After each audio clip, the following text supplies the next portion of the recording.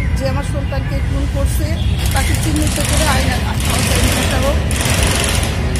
আর যারা ইশারা করে, যাদের ইশারা এটা হয়েছে, এতগুলো মানে শুধু আমার একার সন্তান, এতগুলো সন্তান যারা হারাইছে, আমরা বুঝতেছি কত কষ্ট। উনি একটা কথা বারবার বলতেন যে আমার স্বজন হারাইছে, আমরা বুঝি কষ্ট, কিন্তু না, উনি বোঝেনি যে সন্তান হারানোর কষ্ট কত। আমরা সন্তান হারাইছি, আমরা বুঝতেছি কত কষ্ট।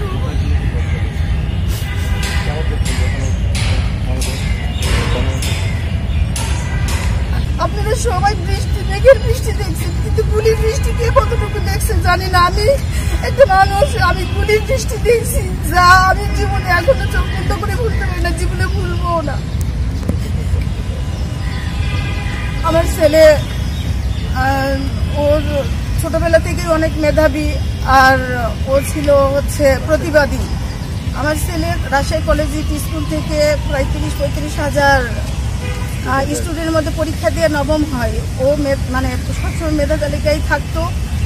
ওই ছেলে আমার স্কুলে থাকা অবস্থায় বিভিন্ন ধরনের পুরস্কার পেয়েছে, বিজ্ঞান চিন্তা, বিজ্ঞান বিকাশ, আবার স্কুলের কারিকুলাম সব কিছুতে দিয়েছিল। অলিম্পিয়াড, ফিজিক্স, বায়োলজি, বিভিন্ন অনেক অগণিত পাইছে আমার ছেলে।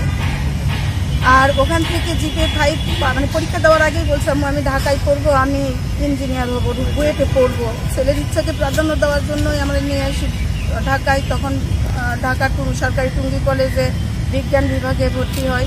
ও বিজ্ঞান বিভাগের একজন সক্রিয় সদস্যও হয়েছে।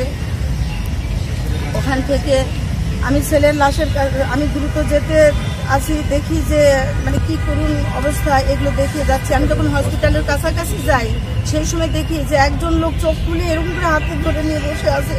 আমি ওইটা মানে 1 সেকেন্ড মনে হয় তাকাইছি, শুধু চোখে পড়ছে, আমি তাকায় দেখতে পারিনি।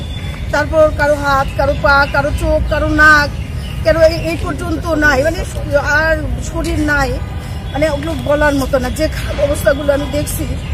এগুলো পেরিয়ে আমি দ্রুত সন্তানের কাছে গেলাম, আমার ভাই আমাকে নিয়ে গেল।